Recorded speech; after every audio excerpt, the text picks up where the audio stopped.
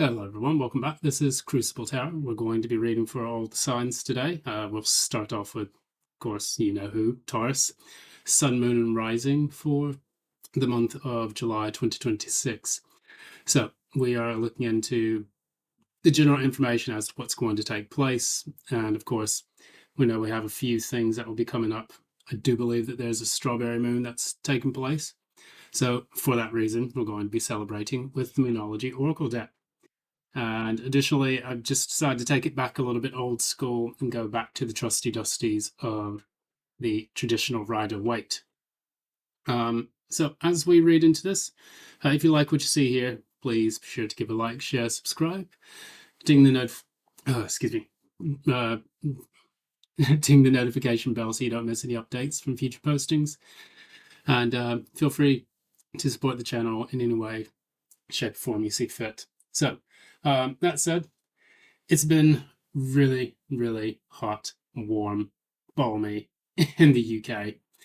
Now that that's kind of died down, we've got quite a bit of cool air rushing back in and forth. I think it's going to be a bit up and down throughout throughout the week. So bear with me as my sinuses begin to clear, because this stuff tends to send them into an absolute, it's the PG-13 version of saying this, tailspin. I don't know if you want to say that, but I'm managing. So that said, we're going to go straight into this. Keep these all short so that we can get on to other types of readings throughout the month and go from there. Now, first off, for your Moonology Oracle deck, we have Believe in the Impossible. Now, when we say believe in the impossible, this is the blue moon. Now, you've heard the expression once in a blue moon, which is probably true for your situation here, because the energy and the understanding I get of this whole scenario is that you are going to be undergoing another trial. Of course, Taurians have to deal with a lot of BS, no pun intended, in order to kind of get more financially and materially grounded. Of course, you are the sign that rules the material realm more than any other sign on the planet. I would say even more than Capricorn. But it's important for us to now start to find solutions and build long-term wealth and prosperity, so that way you can, I suppose, understand your worth a bit more. And the reason why I say that is because we have Chiron entering Taurus. And this isn't a very easy transit, considering that you just came out of Uranus in Taurus. And me being a Taurus myself, that was a horrible time. It was absolutely one of the most harrowing times in my life. And I hated it. I hated every minute of it. I was the old man shaking my fist at the sky, asking the universe, like, what the fuck are you doing, basically? But hopefully the universe took that in good jest whenever I said that. Because he's probably not really happy about us, the fact that I said that anyway. That said, you'll have your finances tested. Stability also tested as well. Hopefully things will be generally sound as you go through this tribulation. But I think it's important for you to just kind of find pragmatic solutions to difficult problems that arise with anything dealing with finances, jobs, or other things. That said, we'll look into that. I would say for the blue moon, it's normally kind of a rarity. I mean, I could look through this book and try to find the answers to it, which I attempted to do, but that's going to divide my attention. What I see, if I look at this intuitively, the blue moon is typically a rarity, and it's a chance for you to use the full force of your capabilities, whether that's intuitively, whether that is through the acquisition of resources. It's a accumulation of events that take place in your life over the last month, which then in turn give you the opportunity to unleash the full force of your power, which I think is going to be great. So if you believe in the impossible, you can then achieve it. And I think that's going to help you out quite a bit. Now, as we move along with this, we see some of the first cards that are showing up here. We have the Strength card, which is talking about your recent past situation clarified by the Page of Swords. So, Page of Swords normally talks about any kind of, communications, correspondences from people. And then, of course, the Strength card is about holding back, being reserved, and overcoming difficulties to tame the beast within. This is typically the Empress, as it's seen here. She is taking hold of the lion's mouth, which represents the lower nature of human beings. And she has the infinity symbol above her head because she has unlimited capability to do this.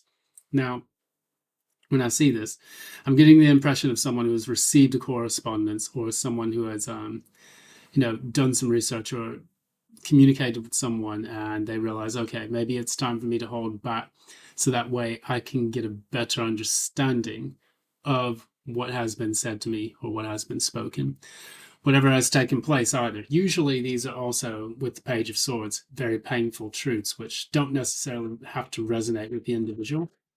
And they also require further research. Tell me more about this. Okay. So we have the Knight of Wands on its side. So Knight of Wands doesn't necessarily say reckless spending or anything like that, but it could be a period in time in which the energies or the finances were not 100% sound.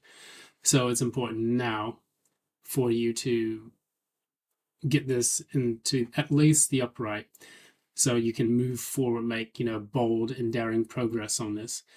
And maybe this is now a period in time in which you are doing research in order to find out how to make that movement forward. So say, for example, you came across a romantic situation or a financial situation or anything dealing with work and career. You received a letter or correspondence from someone, a DM, anything of that nature, and you're just kind of taken aback by it. And before you rush into the matter, you want to gather as much information as possible so that you know that you're making the right choices and decisions that are going to lead you into the right direction. So this may call for a bit more restraint, so that way you can do things correctly rather than erroneously. Moving into the energies of the present, you have the Two of Pentacles, then you have the Queen of Wands in the reverse. One of two things could have happened. Something has upset you. Queen of Wands in the reverse is typically someone who has been quite unnerved by circumstances, or dare I say, pissed off.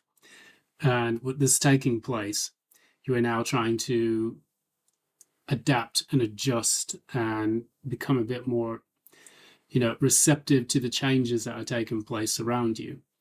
So because this is the Two of Pentacles, it's also dealing with financial situations as well.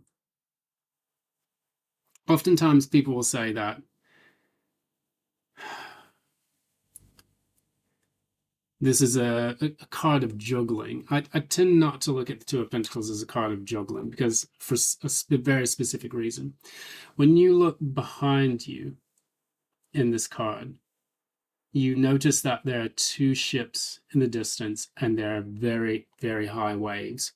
And these types of stormy waves you see in the King of Cups. So it's a scenario which requires you to have control of your emotions, even if your emotions are a bit chaotic at the point. So it's about being calm, reserved, and capable of overcoming a difficult situation in the material realm, despite having issues in your emotional realm. Now, the ships are normally, you wait for those ships to come in with the Three of Wands, and you see those ships in the horizon. And here, those ships have pretty much hit a massive snag. They may be going through, some very choppy waters, let's just say that.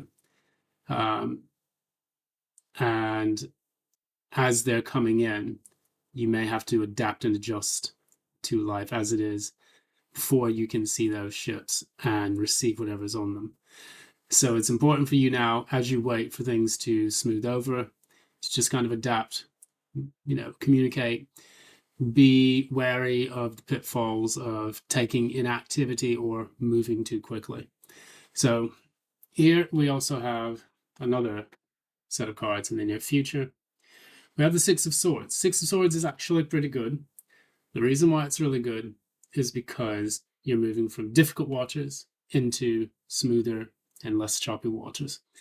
And we notice that we have the person with the clothes on their back, and they're being assisted by a ferryman with those Six of Swords to move into the calmer, smoother waters.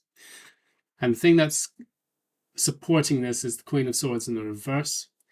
That is a card of someone who's very upset. So you have the Queen of Wands and the Queen of Swords both in the reverse, clarifying the present and future.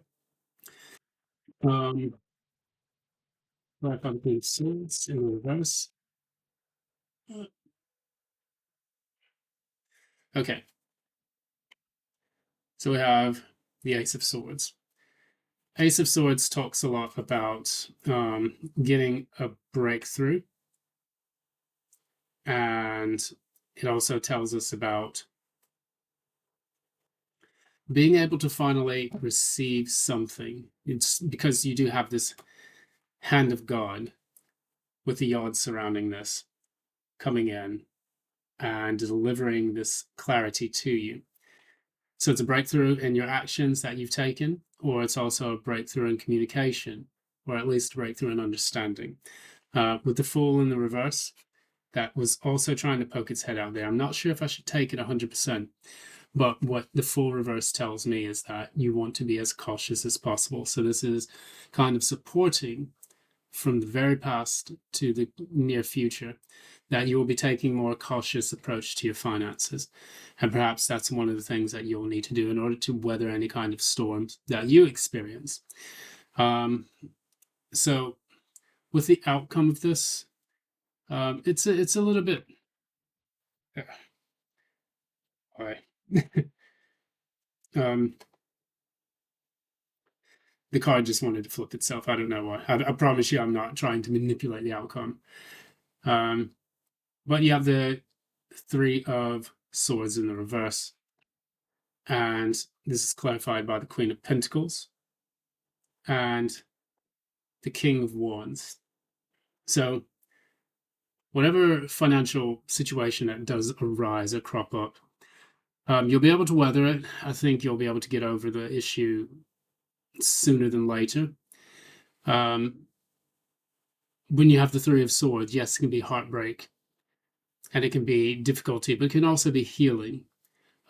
Typically with the Three of Swords, it can also be a kind of surgery. So anything that requires a bit of a painful moment in your life to gain further understanding and break the impasse of the Two of Swords, that is precisely where you're going to be gaining progress in this matter. So say, for example, bills crop up, cost of living becomes more difficult.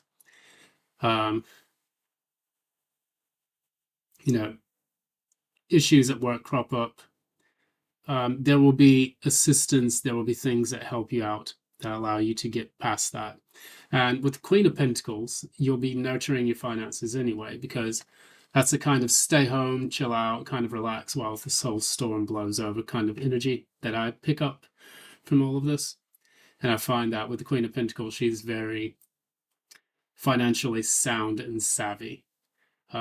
This can potentially take a knock on your confidence, but I think you'll be okay. With the King of Wands in the reverse, that can be someone who lacks the confidence to be able to stand up to something or to lead or to guide. So the energy that I'm kind of getting with this, because you have the Knight of Wands on its side, you have the King of Wands in the reverse, and the outcome, you are you feel like you have lost a bit of confidence and you feel like you need a bit more direction when it comes to the outcome that you're trying to engender in all of this. So it may just be good for you to kind of take a step back, relax for a while, give yourself the opportunity to take care of your mind, body, and spirit as this situation corrects itself, because the signifier for your entire situation is a period in which you may need financial assistance, or potentially it can be working with your community to help you out. Now, whether or not you feel that things are balanced in the way that you give and receive money, because we do have 2 on one side, we have 3 on the other. It's important for us to kind of know where we've been spending money, where we've been saving money, where we've had issues with money, and how we've overcome them in the past. So I think all of the training that you've received from recent situations that have created this chaos in your life before, you're like, okay, now I kind of understand what I need to do. The reason why is because we have, for the advice, we have the 10 of Pentacles. 10 of Pentacles in the advice column is a card that tells me that focus on long-term growth and prosperity. Play the long game with your with your finances. You may even need to take unconventional means to do so. Now, with this card in the reverse, the Hierophant in the reverse, the Hierophant in the reverse can also talk about institutions that are not necessarily the most scrupulous. It's similar to the Emperor, which comes before it, but it could also be with the ordered and structured institutions that you deal with, if they are behaving in a way that shows that they are insufficient to make things operate smoothly in a society. Of course, we're in the UK here, and there has been something rotten in the state of London, as we can say for now. And it's important that even if the governments or the institutions around you are behaving badly, you can still have your long-term growth, because this 10 of Pentacles is not in the reverse. It's not showing that you're having a fall from grace. It is showing that if you focus on the long term, you'll be able to overcome and defeat these issues with corrupt institutions, rising taxes, any of those things that would signal an administrative kind of power that is not on its best behavior at the moment, because that is the Hierophant in the reverse. You may even be able to use unconventional means to overcome the difficulties and build that long-term wealth and prosperity. So it really depends. It's up to you how you're going to make all of this work in the end. But I do believe that you have a positive outcome. I'll pull one more card for the outcome just to make sure. So tell us one more thing about the outcome of this situation.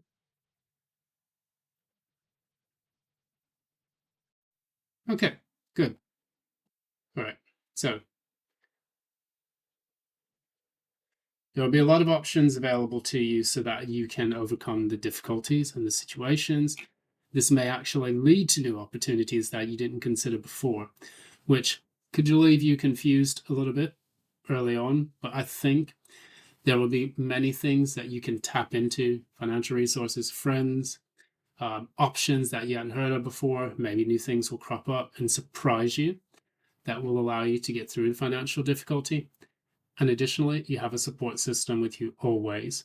So with the 3 of Cups, that means you'll still be able to go out, you'll still be able to have fun, you'll still be able to enjoy your life. It's not something in which you're going to be holed up in your den and go through another period of massive struggle or anything like that.